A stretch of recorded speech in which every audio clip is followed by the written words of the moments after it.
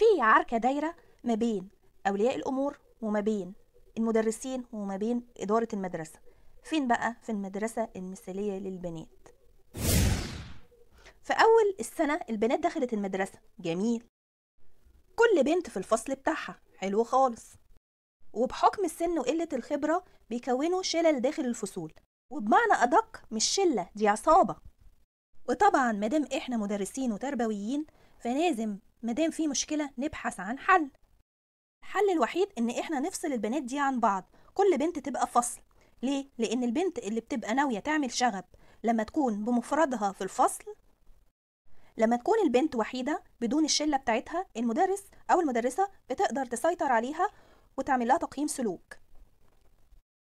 سامعاكي اللي بتقولي بدل ما نفصل البنات كل بنت في فصل نعمل لهم تقييم سلوكي عن طريق الأخصائية الاجتماعية. صدقيني خلال السنة الأخصائية الاجتماعية والأخصائية النفسية محتاجين أخصائي يعالجهم نفسيا بسبب البنات، لأن وجود عدد كبير من البنات المشاغبة جوه الفصل ده بيصعب الموضوع على المدرس. فين المشكلة؟ ما هو محلولة أهي. لأ، أولياء الأمور يسكتوا، أولياء الأمور يروحوا لإدارة المدرسة ويشتكوا ويقولوا إن بناتهم منهارة من العياط. وللأسف المدرسة المثالية للبنات تخضع لولي الأمر وتنفذ له طلب، وترجع تاني الشلة جوه الفصل اللي هي العصابة، ويرجع تاني معاناة المدرس الغلبان.